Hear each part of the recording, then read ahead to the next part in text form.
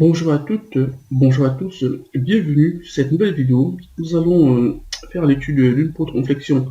Ici, la particularité de notre nouveau système, c'est que notre système va être hyper statique. Du coup, nous allons utiliser le théorème de Menabrea pour essayer de résoudre ce système.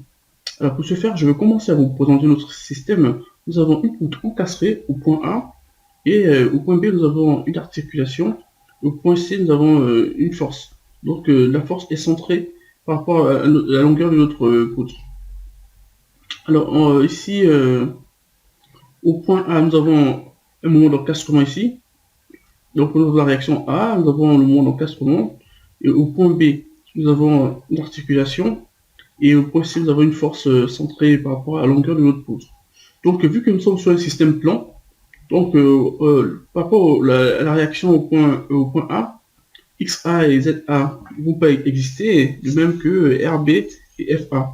Vu que nous sommes dans un système plan, et la force principale ici est F et suivant l'axe Y. Du coup, nous n'avons pas de forces inclinées pour utiliser par exemple XA ou XB ou XC. Donc ici, on va juste utiliser les Y de chaque point de notre poutre. Du coup, XA, ZA, XB, ZB, XC et ZC vont être nuls, vu que nous sommes dans un système plan. Alors, pour commencer, on va commencer à résoudre notre système.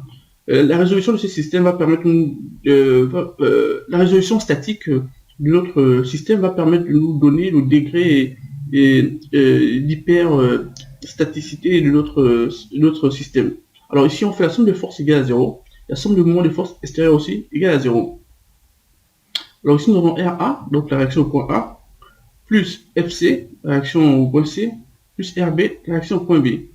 Après, nous avons le moment. Bon, on va calculer les moments par rapport au point A.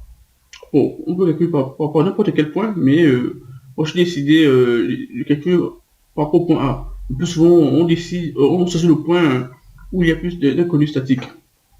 Ici, je prends le point A.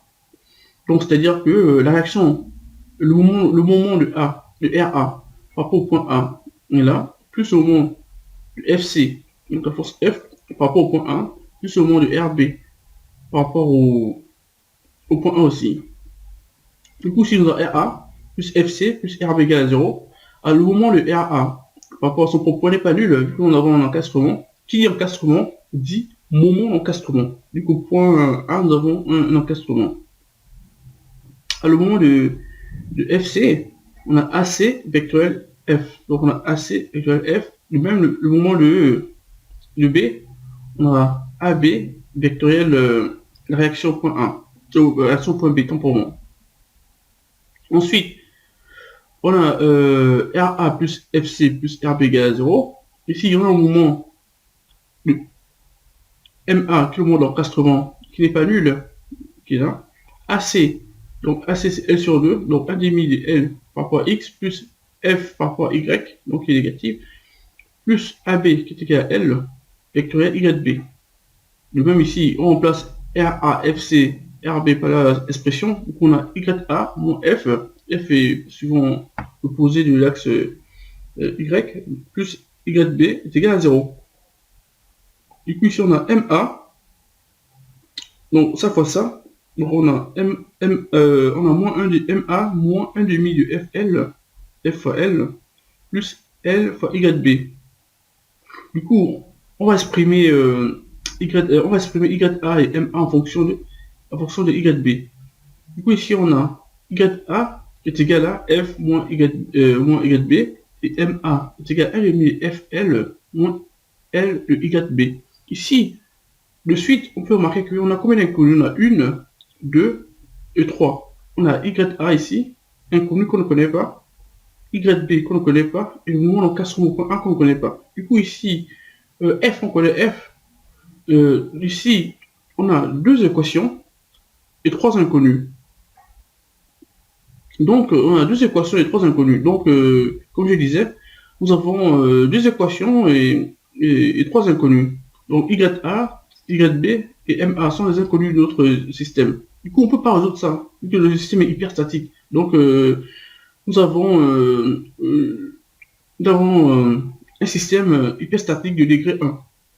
Donc on fait 3 moins 2, donc nombre d'inconnus moins le nombre d'équations. On a deux équations ici.